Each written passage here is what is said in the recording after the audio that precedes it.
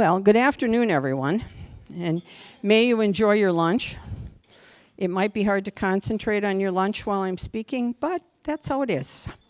I also wanted to add something to what Steve said, and that is just a prayer request. I got reappointed to the Pontifical Academy for Life, and so keep that in prayer, okay? That's a group that's turned over in some respects, and so hopefully there'll be an opportunity there to be heard, okay? So just to keep that in prayer.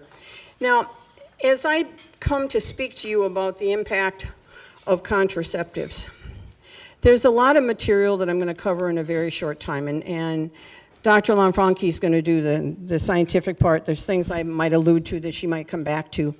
But there are so many things that we don't realize about the impact of contraception.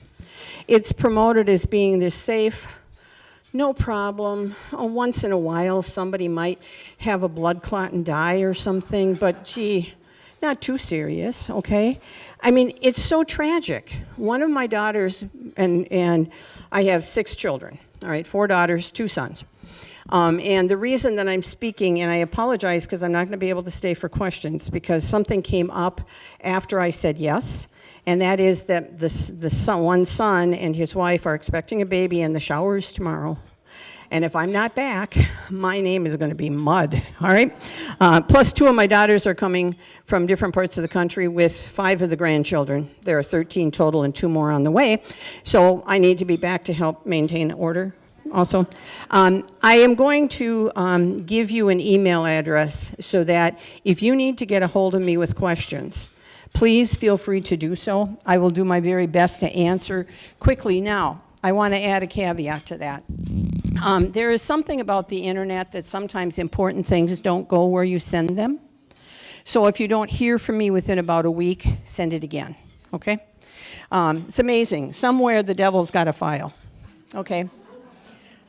So use the email Vicky, Vicki, Thorn, no caps, actually this is a small v, 2004 at yahoo.com. And I will do my best to answer you as soon as I can. You can give me a phone number if you want to speak to me, that's fine. But I just apologize. Normally, I don't schedule things this close, but it wasn't my schedule. They did it. As we talk about this, there are so many things that we aren't conscious of. And I promise you that in listening to what I have to say, you're going to learn at least one thing you didn't know, okay? And this mindset of how important the pill is, and chemical contraceptives in general, has really overtaken the world. And I don't mean that as, oh, she's just, making an exaggeration. The reality is that there's fallout in all corners of the world from this. And I'm going to talk about a few of those things and just kind of touch on them so I can, give you things to think about, all right? Now, one of the first things that we have to talk about is that if I am on the pill, and again, chemical contraceptives, I will say the pill, but chemical contraceptives, it changes my choice in partner. I didn't know if you knew that or not. It has to do with what's called the MHC complex, the major histocompatibility complex. And let me just do a little diagram here for you, okay? If I am not chemically contracepting, I'm attracted to a male, okay, whose immune system is a complement to mine. There's only this little overlap, and that has to do with my father's immune system. If it's called the MHC, major histocompatibility complex, if I am on the pill, the man I'm attracted to has an immune system that's very similar to mine, to my father's, to my brother's. And the guess is, much of the science we work with is guesswork sometimes, but this has to do with the fact that my body thinks it's pregnant. It is not ovulating, all right? So I'm picking a different partner who would be a protector for me. This is the partner who would be a father for my children. With this partner, we may have trouble conceiving. It may be a challenge. There might be, disabilities there. There might be frequent miscarriages, things like that. But that awareness that on a very elemental level, that chemistry of our bodies is messed with, okay? Now, there's something else that's going on, and that is this, that we women carry cells from every child we ever conceive for the rest of our lives. It's called microchimerism. And that is a phenomena which I find absolutely fascinating, all right? Research is solid, it's ongoing, okay? It's micro, M-I-C-R-O-C-H-I-M-E-R-I-S-M. Just about the whole board, all right? That microchimerism is this phenomena, as I said, that I carry cells from every child I've ever conceived the rest of my life. If I've had a miscarriage or an abortion, I carry more cells from those children, starting at about 500,000 is their guess. These cells are everywhere in my body. They morph into other cells. They're still the cells of my child, but they might be brain cells, liver cells, whatever. That's a fascinating phenomena. And I was thinking about it at Mass, because Our Lady would have carried the cells of Jesus the rest of her life. Is that what the assumption's about? Because I think it is, okay? Jesus also carried Mary's cells, because you all carry the cells of your mothers and possibly your grandmothers, okay? These cells, again, are everywhere in our body. And the problem piece is this. If I'm carrying microchimeric cells from many men, because I conceived and maybe had abortions, 2, 3, and now I marry and I'm having, maybe a child or 2 with the person that I married, what are those cells doing to my body? Because we know in some cases they're responsible for autoimmune sort of diseases. In other cases, they gather, if we have a cancer or something, they gather like they're trying to fix it. What's going on? I think what's going on is that we were not meant by God to have multiple partners and children from multiple partners in terms of our system, okay? It's such a phenomenal piece. And those cells are present in my mother's body at 4 weeks after conception. Oh, that'd be before I know I'm pregnant for sure. And you know what happens? My partner, assuming that the father is present, knows by scent I'm pregnant, and his body starts changing. A lot of people haven't heard this before, all right? He's in the biological dance of pregnancy with his partner from the beginning. And what happens to a man whose body is changing, and the things that happen is initially he gets cortisol to protect, not to attack, but to protect. And then as he gets closer to the end of pregnancy, there's all kinds of other changes. His testosterone drops, he gets more prolactin, that's the nursing hormone, which lasts for about 6 weeks. There's just these pieces of chemistry that are making him a father. And after the first pregnancy, if it's a complete pregnancy, his testosterone never again goes as high as it was when he was a bachelor. He went from being an aggressor hunter to being a protector provider. That's an amazing thing. And we need to speak about that because we live in a society where our men are dismissed.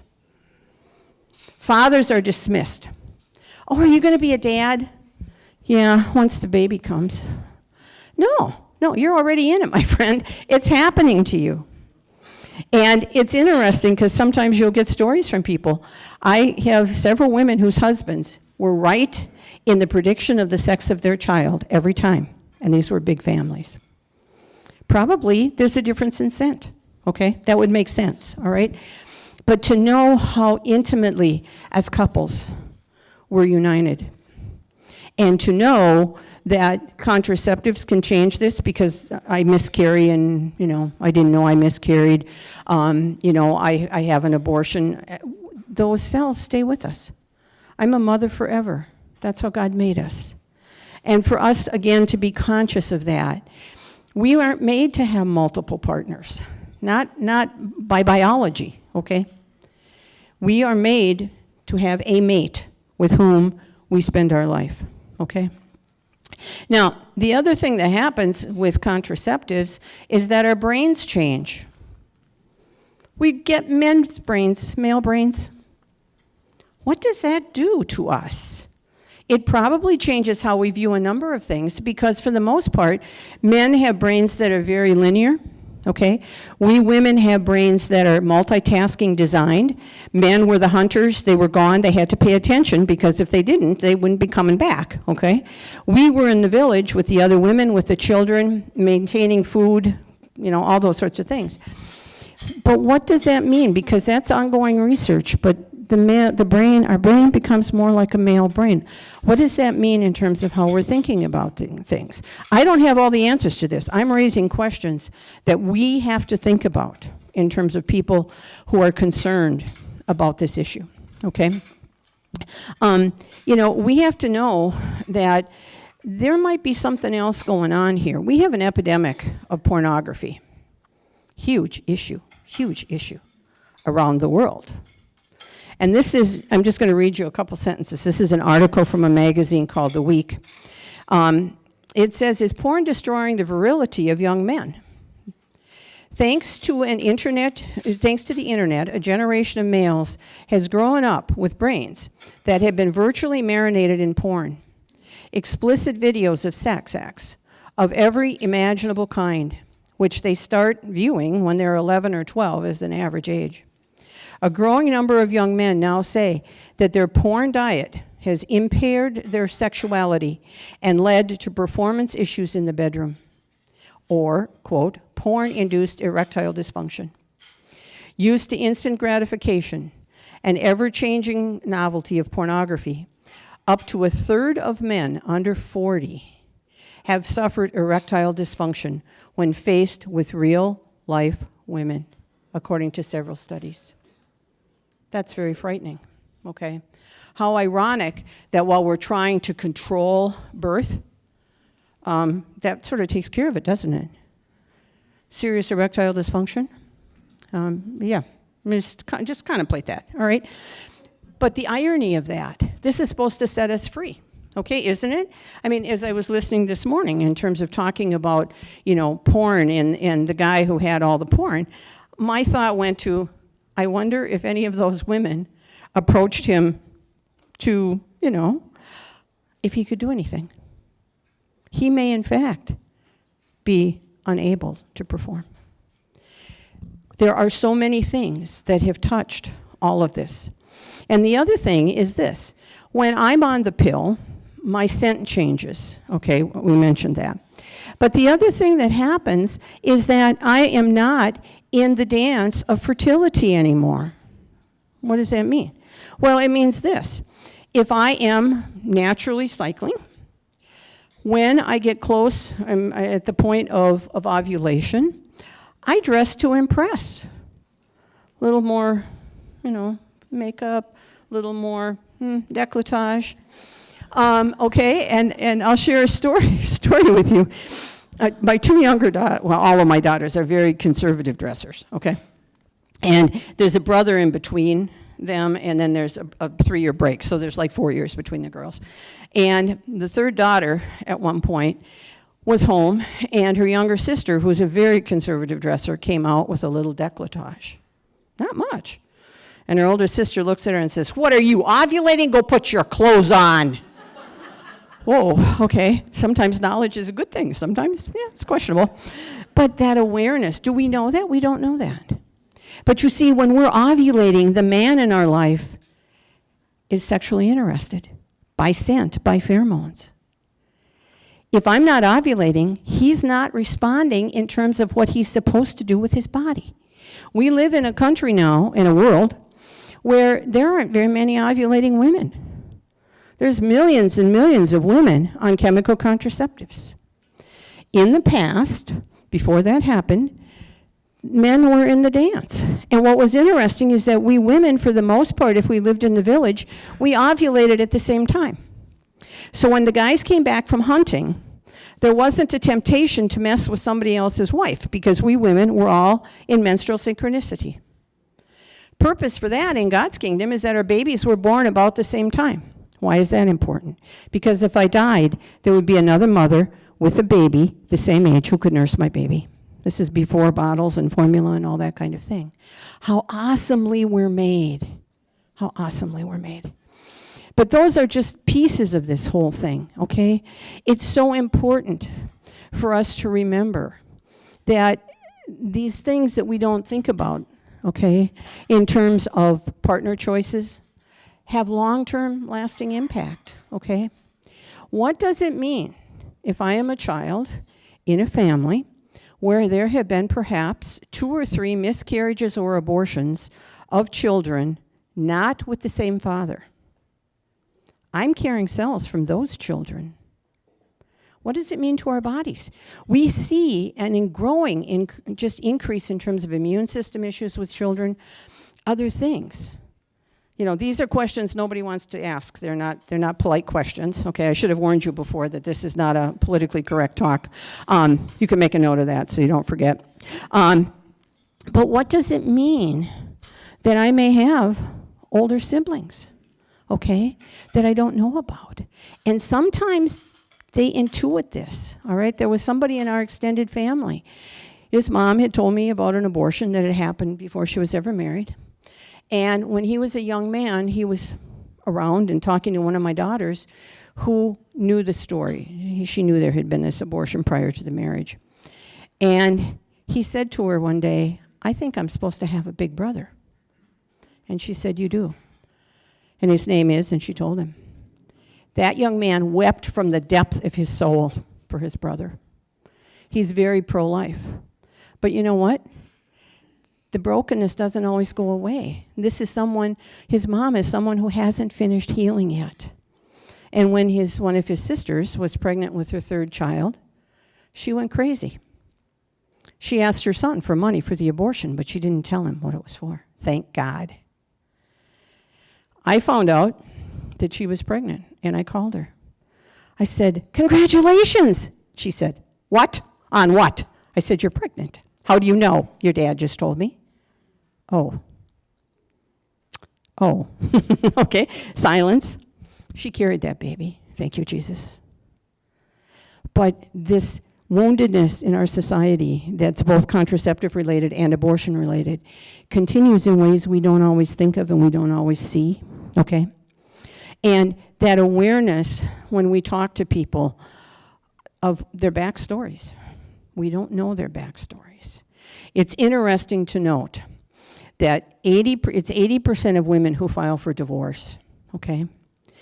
And question mark, is this because perhaps they were on contraceptives when they married? Because if she goes off contraceptives to try to conceive, that husband is not going to smell good to her anymore. He smells adverse. It's not that she doesn't love him. It's not that he's not a good person. It's nails on the chalkboard times 300, okay? How can you even be intimate with someone whose scent is just putting you off big time? You know, again, no one's proven it, but it's very interesting given the number of people who are contracepting and at the time that they marry.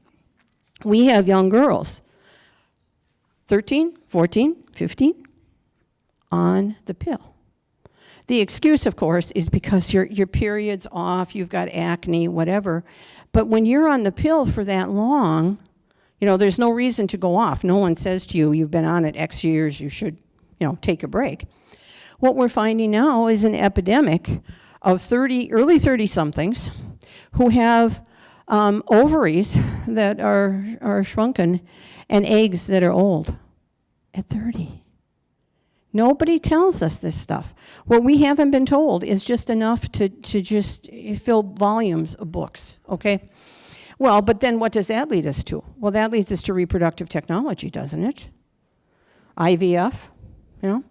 Now they're talking about the possibility they've managed to make the beginning of a baby with no eggs or sperm, just from taking some cellular material and triggering, okay? What is going on, you know? This concept also that came with the whole contraceptive mindset of children being a problem, okay? And the ones I have to be perfect. And I want my girl and I want my boy. And I'll tell you that the fallout from that contraceptive mentality is in another place.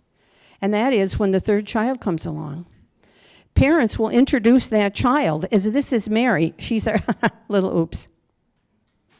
Mary's got a big problem if your parents are saying you're the oops for all your growing up years. But I will tell you that when we talk about how God makes us and nods whenever a child is conceived, you can make a difference in those lives. I do this talk sometimes on a college campus or even a high school, but a college campus in particular. I get to this part, and I say what I just said, and all of a sudden I see a few bodies, like sitting up, smiling, like I just handed them $1,000 million. They know they have value, and we need to speak that truth, okay? We need to speak that truth. We also need to affirm families that have more than 2 children, to affirm those families also. But the pressure in terms of larger families, what they put up with, is really, really bad. And that was going on when I had our 3rd and 4th child. And then we had our 4th child, and someone, people were snorting at me, 4 kids. I said, well, I think that might be okay because my husband teaches at a university. My children are all going to go to the university for free. I think they'll be valuable members of society. I hope you can say the same about yours. Okay? I don't normally get nasty like that, but I was so tired of hearing it, it was like, okay, all right, let's play the game, all right? Now, we also have to understand that sperm counts have dropped as contraceptive use has increased across the world. Dropped by about 50%. From 1973 to 2011, the sperm had dropped by about 60%, all right? Why? Because the chemistry is in the water, people. And guess what we don't know how to get out? Yeah, the contraceptive hormones. And it's impacted fish, it's impacted other creatures. This is a huge issue. And when you see it, they'll write about it sometimes. Well, it's one of the things, but we're working on how to get it out of the water and all that kind of thing. Are we supposed to be getting all that extra? And it's not natural estrogen. It's created. All right? Are we supposed to be getting all of that? Question mark. Look at our society. People talk about how we are becoming less masculine in appearance, less feminine in appearance, more kind of generic. Is that related in some way? Because in the old days, we didn't have extra estrogen in our water. We didn't ingest it on a regular basis. Question mark. The other question is this. If I am pregnant and I am still on the pill because I don't know I'm pregnant, and my baby has been exposed for 2 or 3 months to the chemistry of the contraceptive, what might that be doing to our children? Question mark. Okay? We know it's happening because we know that pregnancies happen in women because they're contracepting. It didn't even cross their mind, okay? So those are pieces that we have to keep in mind, okay? That question of the male brain in terms of women having it, what does that mean? Again, ongoing research. We're viewing the world differently if we have a male brain than if we have a female brain, okay? And it's interesting that, that all started with the time the pill came about, all right? We haven't been warned. We don't know. But I think that some of the very angry women out there, maybe that's part of what's going on, okay? Just in terms of being angry about things in general and as a woman, I can't do this, I can't do this. We don't celebrate what we women can do. And the remark earlier about, having our children and being able to accomplish things. We have to remember that the women saints did a whole lot of stuff, people, all right? things that they weren't supposed to be doing because the women didn't do those things back then, like build hospitals and schools, like Mother Cabrini, who fired all the people in Chicago when they were screwing up her new building and had her sisters learn how to fix the electricity. Okay, how is that a bad thing? Okay, women see what needs to be done. We empower that to happen. And those are important things for us to know. The other thing that's gotten messed up is this question of menstrual synchronicity, which I alluded to early on. Women used to cycle together, okay, in our family systems. Now remember, we're also highly mobile now, so we are not living necessarily with our family, but menstrual synchronicity occurs with women that you spend time with, okay? We used to have our babies together. We had people to watch them. We would share information. We would share childcare. That's gone now. And girls in college who are not contracepting complain bitterly about how messed up their cycles are because they're with these other girls who are contracepting. There's not that natural bit of information that's supposed to help us to be regular, okay? Our bodies are supposed to do that, okay? So this question of you know, how complex is all of this? You know, we have to recognize also that absent fathers make a mess because the daughters in families of the absent fathers get their period at least a year earlier than the girls who have their fathers present because the presence of that father, the pheromones and other things settles their menstrual cycle. If there's a strange man in the house, it's even earlier. And guess who is possibly victimized? Because she's an ovulating female, unrelated to the occupying male, and her mom may well be on contraceptives. This is an issue in terms of some abuse, all right? Stuff we don't think about, but that we really have to recognize and know, okay?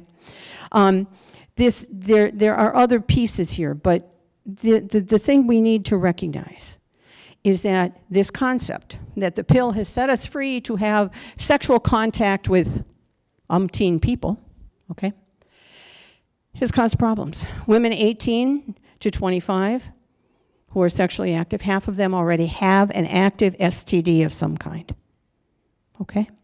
That may not go away. That may be permanent, all right?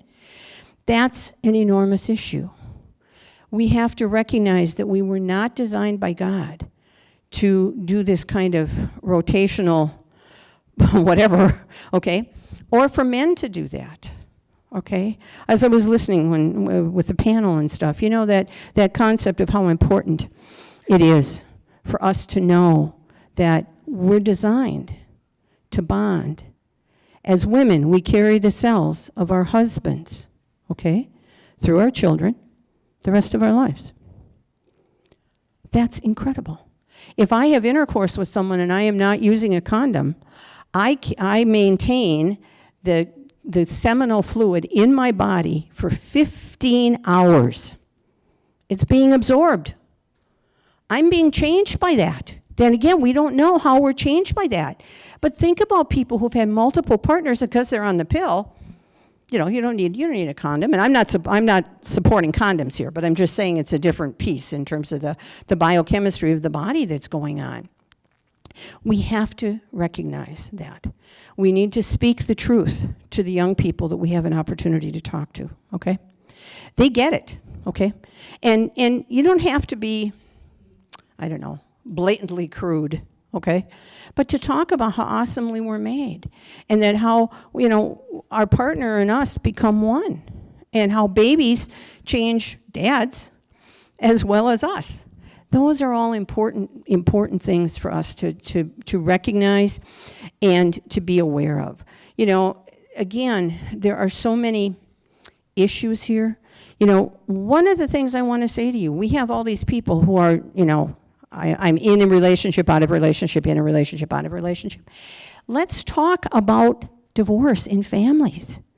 These people are terrified of relationships. They have not seen one work. And I'll trade sex to get what looks like attention. Now, that requires me to be on the pill again, okay, on chemical contraceptives. But to realize that the damage done in the society is a very broad sweep in so many ways, okay? Again, the absent fathers, you know, How many men may live in the house with your mother while you're growing up? How do you bond? Because the relationships keep breaking. You're terrified. These young people are terrified of falling in love. It's a nice principle, but they're scared. What if I fall in love with somebody and he abandons me? He has an affair like my dad did. This is an unspoken wound that leads people to contraception, okay, because I don't want to risk getting hurt. But also, we don't have that sense of bondedness anymore. It's not there. And so, this is, really a short conversation. But I think that we need to recognize that contraception led to abortion, all right? Led to breakdown in families, and it's a societal wound that's oozing. And it's oozing pain in ways we don't even think about, okay? The young men whose fathers are missing are much more likely to take great risks during adolescence, okay? Dumb stuff, okay? Alcohol, other assorted things. Why? They don't have the male who would set their testosterone, because that's what happens in a family. Fathers set the testosterone of their sons just by being present. He can be a jerk, but his presence takes care of this issue, okay? But so much that's there in terms of things that we haven't thought about, in terms of the health issues that Angela's going to talk about that are there. But this relationship mistake continues because I'm choosing the wrong partner because of the pill. We have to be careful and help our daughters, okay? If they're on the pill, they're going to pick the wrong partner.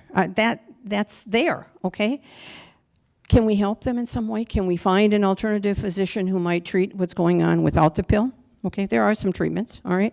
But that awareness of how can we be the voice, the alternative voice, and to recognize that also we have so much cohabitation going on. Same thing, I'm not bonded. I believe I'm bonded, but he's skittish about marriage. She's skittish about marriage. So we live together. But there's stuff that's happening there. The chemistry of oxytocin's trying to bond, but it changes things. And the importance of that commitment. When we do marriage preparation, we have to talk to people about if they're on the pill or not. And you're going to go, you got to do it. Because that's a doom to marriage if she's on the pill already. Because he's the wrong guy. Find the research. Share it with them. Share it with them before you're at the last stage, right before marriage. But they come to the marriage class. Put that in their packet or something, because we could save so many people from heartbreak. People don't know. And the best we can do is to raise those issues with them, okay? And again, it's not to condemn anybody, it's just to say the society shifted. And all these shifts left things that we didn't know about in terms of what could be going on, okay? And so that's, what I bring to you. I could go on for another 2 hours. That's not going to happen. But again, you have my email. Please feel free to email me with questions. If I can answer them, I will. If not, I'll try and point you to, someplace that can. But we have to be the ones who speak the truth. It's so important. And, even to recognize, this is just a footnote, just another little article I had here. Older dads pass on more mutations, okay? Well, we're a society where men are, fathering children at an age when in the past they would not have even fathered children, okay? They would have had their families, okay? But we've got fathers at 50, 60, 70. What's going on, okay? We've lost our way, and we need to refine it, and we need to speak the truth about these things, because in speaking the truth, we're going to set people free. And it won't make us popular, all right? But people will be grateful that somebody took the time to tell them so that they didn't have to deal with this broken heart. So thank you all very much. Again, that's kind of a cursory overview, but hopefully it gives you a sense of how much work we have to do. I observed during lunch that your speakers are all dressed in black and white. I don't know if that says we're black and white thinkers or whatever, but we're not playing games. All right? So thank you all, and God bless you, and keep the faith.